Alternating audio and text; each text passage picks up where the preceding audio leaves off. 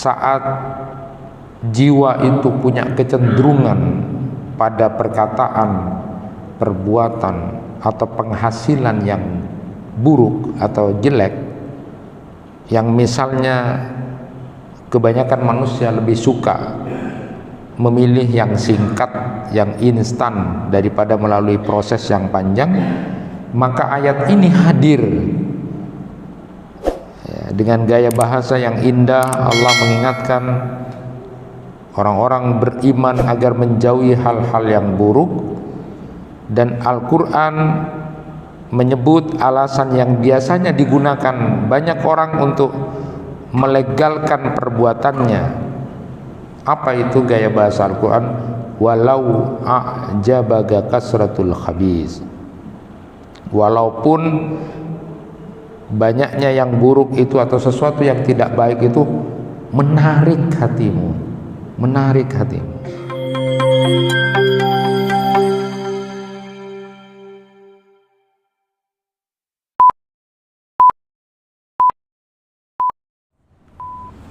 Bismillah.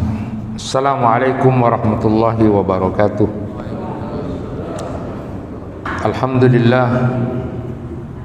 Alhamdulillahilladzi hadana li hada wa ma kunna linahtadiya laula an hadana Allah.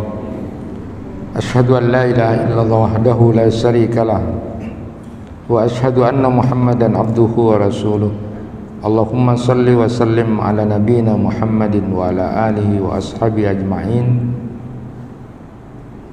Rabbi shrah li sadri wa yassir li amri wahlul 'uqdatam min lisani yafqahu qawli, amma ba'du.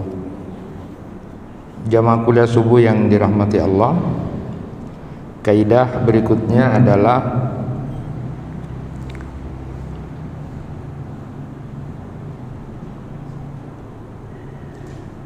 tidak sama antara yang buruk dan yang baik.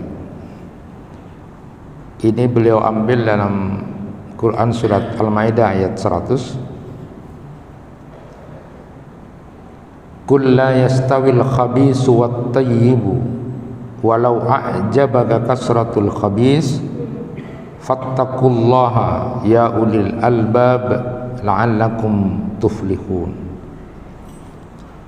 Allah Subhanahu wa taala berfirman, yang ini dijadikan dasar kaidah tentang tidak sama antara yang baik dan buruk itu. Allah Subhanahu wa taala berfirman, katakanlah tidak sama yang buruk dan yang baik itu, meskipun yang banyaknya yang buruk itu menarik hatimu, maka bertakwalah kepada Allah, wahai orang-orang yang berakal, agar kamu mendapat keberuntungan. Jadi ayat ini disebutkan memang berkenaan dengan konteks jenis-jenis makanan, minuman, binatang buruan, serta penyebutan tentang halal dan haram. Dan tujuan ayat ini, kata beliau, tujuan ayat ini bukan hanya menyampaikan bahwa yang buruk itu tidak sama dengan yang baik, karena masalah itu sesuatu yang sudah sama-sama diketahui ya. Sama-sama kita ketahui yang baik dan buruk itu tidak sama. Jadi tujuan ayat ini bukan hanya untuk itu, tetapi tujuannya adalah pertama, memberikan dorongan, motivasi agar kita selalu mencari hal-hal yang baik, baik itu perkataan kita, perbuatan kita, penghasilan kita, keyakinan kita, dan apa saja yang baik. Pokoknya kita didorong, dimotivasi dari ayat ini agar mencari hal-hal yang baik, apapun itu. Berikutnya juga agar orang yang mendengarnya terdorong untuk menjauhi hal-hal yang buruk, baik itu perkataan, perbuatan, penghasilan, keyakinan, dan apa saja yang tidak baik atau apa saja yang buruk, terdorong untuk menjauhi dengan ayat ini. Dan kaidah ini mengingatkan bahwa saat jiwa itu punya kecenderungan pada perkataan, perbuatan, atau penghasilan yang buruk atau jelek, yang misalnya kebanyakan manusia lebih suka memilih yang singkat, yang instan daripada melalui proses yang panjang, maka ayat ini hadir ya, dengan gaya bahasa yang indah. Allah mengingatkan orang-orang beriman agar menjauhi hal-hal yang buruk, dan Al-Quran menyebut alasan yang biasanya digunakan banyak orang untuk melegalkan perbuatannya. Apa itu gaya bahasa Al-Quran? Walau a'jabaga kasratul khabis, walaupun banyaknya yang buruk itu atau sesuatu yang tidak baik itu menarik hatimu, menarik hatimu. Karena kita tahu bahwa hal-hal yang buruk itu kadang mengandung kenikmatan, kelezatan, kepuasan, baik yang terasa maupun secara maknawi. Misalnya dengan cara mencuri, menipu, korupsi, seseorang dia akan lebih dapat cepat punya banyak uang daripada yang bekerja secara umum, pelan-pelan gitu. Berzina merasakan kelezatan yang fisik, tidak pakai menikah, nggak pakai melibatkan perasaan, ribet dengan aturan-aturan, tanggung jawab, surat-surat, segala macam. Minum-minuman keras juga begitu, ngegosip, gibah, mencela, pokoknya ngomong asal bunyi, itu lebih sip daripada harus berkata-kata diatur dan sebagainya.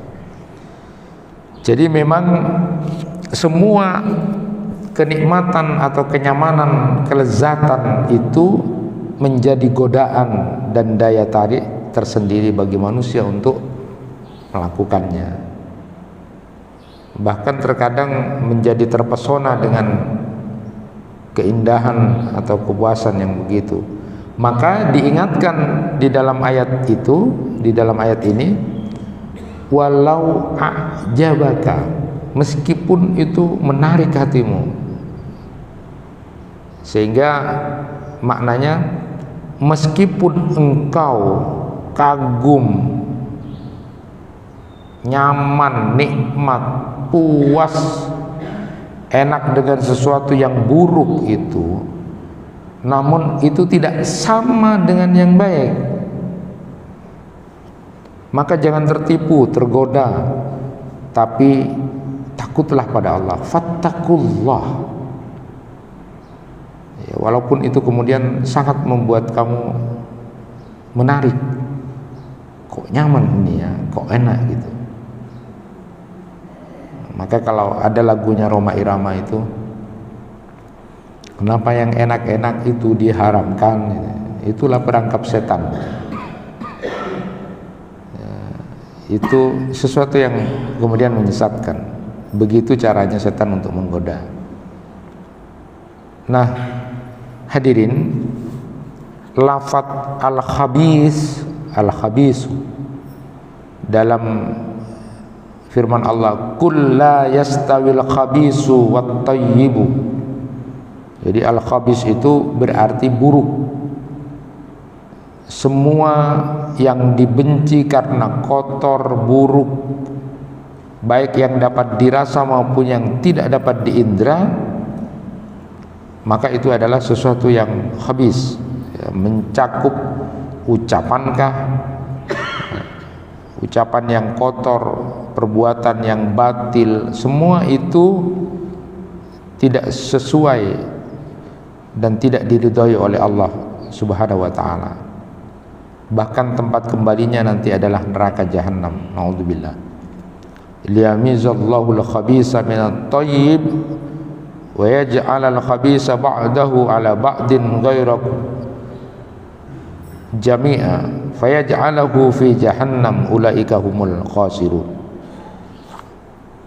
Jadi supaya Allah memisahkan yang buruk dengan yang baik dan menjadikan yang buruk itu sebagiannya di atas sebagian yang lain, lalu kesemuanya ditampakkannya dan dimasukkannya ke dalam neraka jahanam.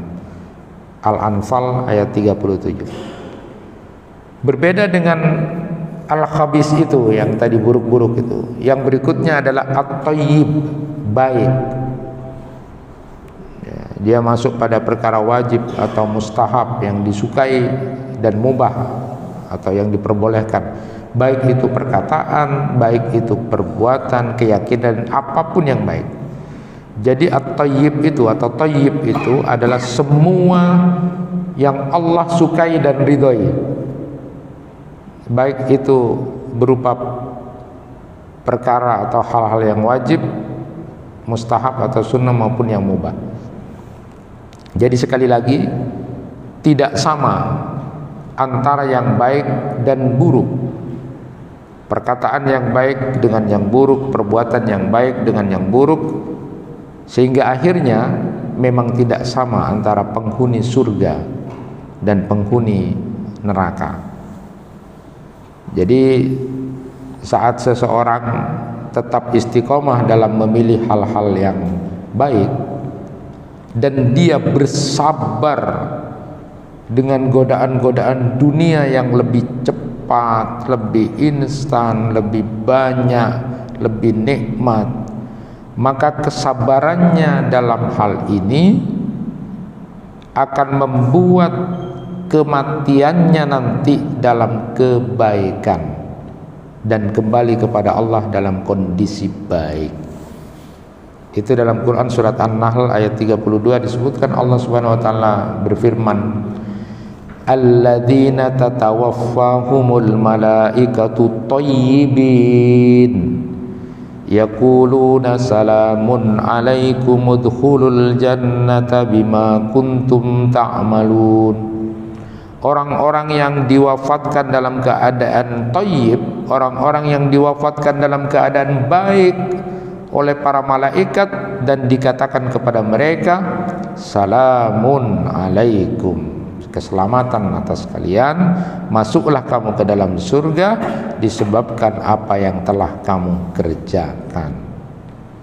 Jadi sekali lagi di Quran surat An-Nahl ayat 32 ini, orang yang tetap istiqomah dalam memilih hal-hal yang baik dan dia bersabar dengan godaan-godaan dunia yang lebih cepat, lebih banyak, lebih nikmat, lebih instan untuk dapat merasakan kebaikan, dia tetap biasa saja dan tidak tergoda dengan hal-hal yang begitu, karena itu buruk ya. Maka kesabarannya dalam hal itu akan membuat nanti kematiannya dalam keadaan baik dan kembali kepada Allah dalam kondisi yang baik. Maka tadi disebutkan dia mati dalam kondisi thayyibina, alladzina tatawaffahumul malaikatu thayyibina. Dia kemudian akan diberi salam oleh para malaikat dengan mengatakan salamun alaikum udkhulul jannah bima kuntum ta'malun. Jemaah yang dirahmati Allah, memang kaidah ini menjadi kaidah yang begitu penting untuk sama-sama kita pahami dalam kehidupan kita. Sampai juga di hadis Al-Arba'in pun ini juga masuk bagian dari pemahaman kaidah ini. An Abi Hurairah radhiyallahu an qala Rasulullah sallallahu alaihi wasallam, innallaha ta'ala thayyibun la yaqbalu illa thayyiban wa innallaha amara al-mu'minina bima amara bihil mursalin faqala ta'ala ya ayyuhar rusul kulu minat thayyibati wa'malu shalihan. Wa qala ta'ala ya ayyuhalladzina amanu kulu min thayyibati ma razaqnakum. Dari Abu Hurairah radhiyallahu an, dia mengatakan Rasulullah sallallahu alaihi wasallam bersabda, sesungguhnya Allah Ta'ala itu baik, tidak menerima kecuali yang baik-baik, dan sesungguhnya Allah telah memerintahkan kepada orang-orang mukmin seperti apa yang telah diperintahkan kepada para rasulnya. Allah berfirman, hai para rasul, makanlah dari makanan yang baik-baik dan kerjakanlah amal-amal yang baik, amal-amal yang soleh. Allah juga berfirman, hai orang-orang yang beriman, makanlah di antara yang baik-baik yang kami berikan, rizkikan kepadamu. Jadi kata thayyib itu bermakna bersih, baik, suci dari sesuatu yang kurang, yang itu berbeda dengan yang kotor atau tidak baik yang disebut dengan al-khabis. Jadi lebih tegas dibedakan thayyib dengan khabis itu di Quran surat An-Nur ayat 26 misalnya. Al-khabisatu lil khabisin wal khabisuna lil khabisat wat thayyibatu lit thayyibin wat thayyibuna lit thayyibat. Wanita-wanita yang tidak baik untuk laki-laki yang tidak baik, laki-laki yang tidak baik untuk perempuan-perempuan yang tidak baik pula, wanita-wanita yang baik untuk laki-laki yang baik, laki-laki yang baik untuk perempuan yang baik-baik pula. Itu Quran surat An-Nur ayat 26. Jadi membedakan kalimat thayyib dengan khabis. Jadi memang tegas sekali ada perbedaan di antara keduanya, sehingga yang disukai, diterima dan diridhai Allah itu adalah yang baik. Jadi dalam penggalan hadis la yaqbalu illa thayyiba, Allah itu tidak menerima kecuali yang baik. Artinya al-khabis akan ditolak. Rasulullah sallallahu alaihi wasallam mengatakan bahwa Allah Subhanahu wa taala memerintahkan kepada orang-orang mukmin seperti apa yang telah diperintahkan kepada para rasul. Innallaha amaral mu'minina bima amara bihil mursalin. Jadi yang diperintahkan kepada para rasul itu oleh Allah makan makanan yang baik dan halal, lalu kemudian beramal soleh. Kulu minat thayyibat wa'malu shalihan. Nah, ayat-ayat itu tadi itu menegasikan urgensi mencari sumber rezeki yang halal dan yang baik. Berdasarkan pertimbangan petunjuk tadi. Jadi apa berdasarnya adalah Allah itu baik dan Dia tidak akan menerima kecuali yang baik. Kemudian yang kedua, makanan yang dikonsumsi akan membentuk darah dan daging. Jadi kaidah ini juga mengingatkan agar tidak menjadikan kuantitas semata sebagai pertimbangan untuk kita, padahal itu misalnya buruk, kasratul khabis. Jadi yang dilihat adalah kehalalan, wujud kebaikan, karena akan memiliki pengaruh besar dalam kehidupan, sehingga kemudian tidak tertipu dengan godaan kesenangan dunia kalau itu tidak baik. Kalau itu halal, Pak, kalau itu halal banyak tiba-tiba baik, ya tidak apa-apa. Tetapi ini adalah mengingatkan bahwa jangan sampai tertipu kalau itu sesuatu yang lebih menggoda, lebih nikmat, lebih besar, lebih banyak, padahal itu buruk, itu jalannya tidak benar. Jangan. Tetaplah istiqomah dalam hal-hal yang ada itu, karena itu punya pengaruh terhadap kematian kita juga. Kul mata'ud dunya qalil wal akhiratu khairul liman ittaqa wala tudlamuna fatila.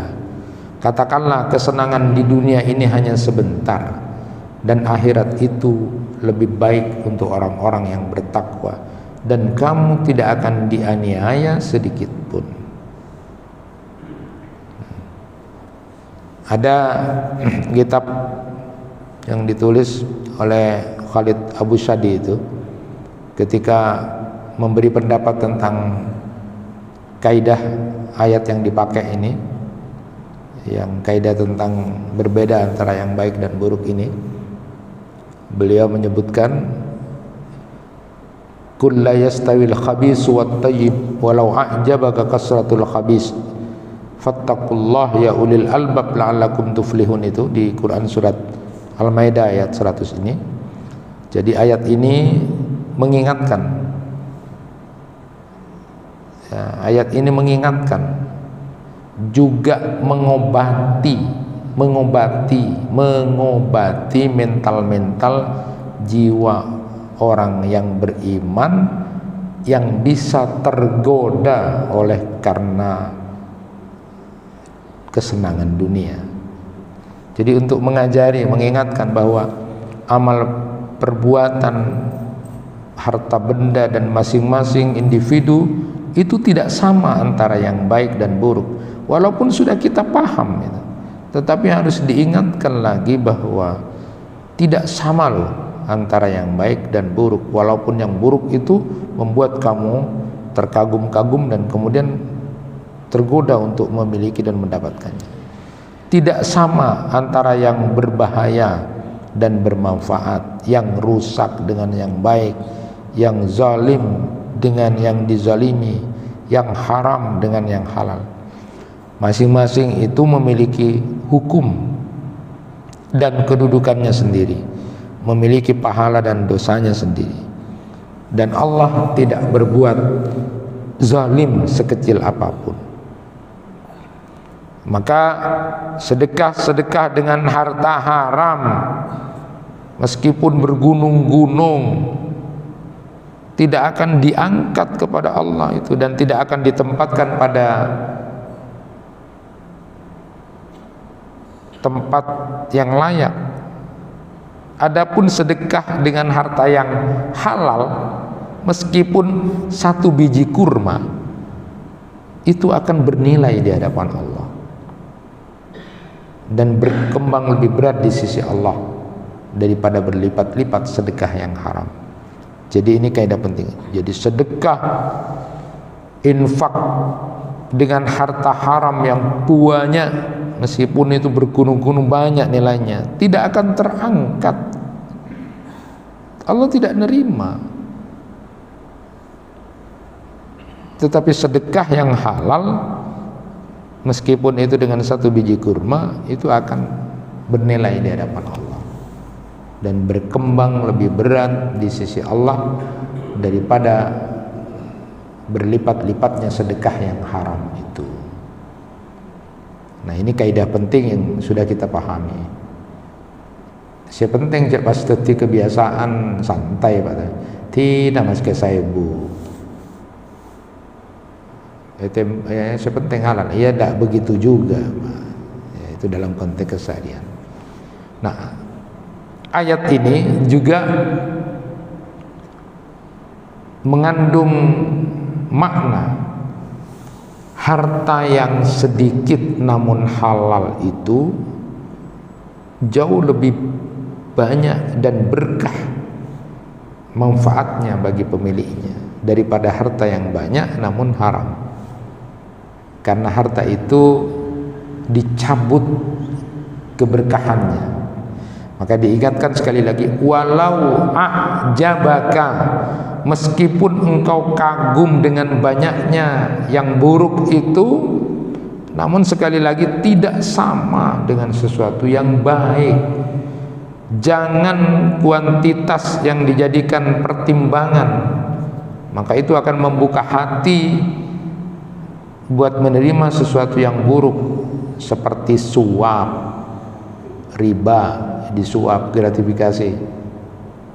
Karena sesuatu yang terpuji meskipun itu sedikit itu jauh lebih baik daripada sesuatu yang tercela meskipun banyak. Maka diingatkan di situ di ayat itu, fattaqullah, takutlah kepada Allah. Dan pertanyaannya, mengapa hanya ulul albab disebutkan di situ? Fattaqullah ya ulil albab. Kenapa disebut di situ ya ulil albab? Orang-orang yang berakal yang disebut dalam ayat itu, ya, mengingatkan tentang tidak sama loh yang jelek dengan yang baik itu, walaupun itu akan membuat kamu terpesona dengan jumlah banyaknya. Takutlah kepada Allah wahai orang-orang yang berakal, ya ulil albab. Kenapa disebut ayat di dalam ayat ini ya ulil albab? Katanya Syekh Al-Maraghi itu karena mereka itulah yang memiliki penalaran dan pandangan terhadap kesudahan berbagai urusan yang baik. Jadi karena orang-orang yang berpikir, orang-orang yang nalar, tahu kesudahan yang ini dan itu. Adapun orang-orang yang lalai kepadanya dan terpedaya, hampir banyak yang tidak berguna untuk diingatkan, sehingga tetap saja terbaik buat dia yang tidak baik atau buruk. Jadi orang-orang yang tidak pakai akal, tidak nalar, diingatkan model apa saja, iya tetap ya terserah engkau. Nah, sehingga tetap saja yang terbaik bagi dia adalah yang tidak baik. Sehingga disebutlah kata Syekh Al-Maraghi itu indah sekali ayat ini, mengingatkan takutlah kamu kepada Allah wahai orang-orang yang berakal, ya ulil albab. Jadi yang disebut orang yang pakai nalar, pakai otaknya dipakai. Karena bagi orang-orang yang tidak pakai nalar, iya tetap aja itu karena nyaman dia, cepet dia, banyak dia. Ia diingatkan apa saja buat dia yang terbaik tetap yang banyak itu, tetap yang memikat itu. Jemaah yang dirahmati Allah, mengakhiri kaidah ini saya ingin sampaikan cerita yang sudah pernah saya sampaikan juga tentang kewaraan penjual dan pembeli tanah. Jadi ini memang jarang-jarang mungkin ya, tapi inilah waroknya, berhati-hatinya terhadap dunia antara penjual dan pembeli tanah. Jadi ini kisah ini banyak ditulis oleh beberapa ulama juga untuk memberikan inspirasi kisah. An Abi Hurairah radhiyallahu an qala Nabi sallallahu alaihi wasallam ishtara rajulun min rajulin aqaran lahu fawajada ar-rajulu alladhi ishtara al-aqar fi aqarihi jarratan fiha dhahab. Jadi di sini disebutkan ada orang yang beli tanah gitu pada seseorang. Nah, ketika membeli tanah itu, selesai beli tanah itu, lalu di dalam tanah itu, di dalam tanah yang dibeli itu ada semacam kotak ya, yang di situ ada isi emas. Jadi ditemukan satu kendi yang isinya emas itu. Lalu berkatalah yang membeli itu kepada yang menjual, singkatnya begitu, khud dhahabaka minni, ini ambil emasmu. Ada ada emas di tanah yang kamu jual ini, ambil katanya yang membeli. Apa alasannya? Innama ishtaraitu minkal ard, karena aku cuma beli tanah gitu, aku cuma beli tanahmu gitu. Walam abta minka dzahab, dan aku tidak ada akad membeli emas di dalamnya itu padahal ditemukan di dalam tanah itu, Pak. Wa qala alladzi lahul ard, lalu kemudian dikatakan, jadi ini masuk dalam tanah itu gitu ya. Ketika dikatakan kepada yang menjual, ini ambil, ini punyamu, aku tidak membeli, cuma aku beli tanahmu. Jadi ini masuk, ada emas di sini. Innama bi'tukal arda wa ma fiha. Tapi kemudian orang ini kemudian menyatakan, enggak, kamu kan udah beli tanah itu, berarti termasuk apa-apa yang di dalamnya, katanya. Jadi penjualnya itu menolak, enggak, itu kan sudah kamu beli tanahnya, maka termasuk apa-apa yang ada di dalam tanah itu kamu ambil. Jadi ini antara penjual dan pembeli ini sama-sama warok, Pak, takut, Pak. Saya tidak bisa bayangkan kalau sekarang itu kan. Jadi sebelah ada yang begitu kira-kira. Jadi beli tanah, terus di dalam tanah itu ditemukan emas gitu banyak. Paling nenang Pak, jarang langkok beli gitu. Jadi itu gitu. Tapi mun kayak di ngoso saya ajual, di nangko ajual tanah mah bener. Nah kalau ini terbalik Pak, yang beli ini apa beli Pak? Ada yang di nabokna ya. Engkau kan perak beli tanah itu, jujur Pak, apa beli? Saya jual, enja, labakna kan lah meleleh, berarti rezeki nabokna pada dalam tanah. Itu warok Pak, sama-sama hati-hati Pak. Jadi kalau kita bisa bayangkan kalau kita sekarang begitu Pak, antara pembeli dan penjual, ngarepu pada ngaku itu Pak. Nah kalau ini, kisah ini kan sebenarnya luar biasa, menginspirasi pada akhirnya lemah. Jadi bahasa tinan di nama bonjo botina jengkok, itu luar biasa. Untungnya karena ini sama-sama warok Pak, sama-sama penjual dan pembeli ini sama-sama orang yang hati-hati. Lalu kemudian mereka minta fataha kama ila rajulin, minta sampai minta orang ini mengadili ini, ya, untuk minta mengadili. Ari beremah tempeng ben tak pada tak kelem gitu kan. Akhirnya kemudian minta dihakimi orang. Untungnya hakim ini kemudian pinter. Dia mengatakan kepada yang satunya, alakuma walad, qala aduma li gulam wa qala li jariyah, qala ankihul gulam al jariyah wa anfiqu ala anfusihima minhu wa tasaddaqa. Katanya hakim ini memutuskan pinter Pak. Jadi ini juga tekniknya Bapak kalau mau cari orang gitu kan, benan di anak ya. Saya tanya pada yang jual itu, iya saya punya anak laki-laki. Kamu punya? Saya punya anak perempuan.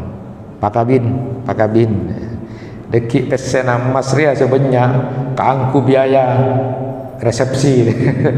Ya sudah pakabin. Itu Pak, jadi itu seperti itu. Jadi mencari teknik itu bagus.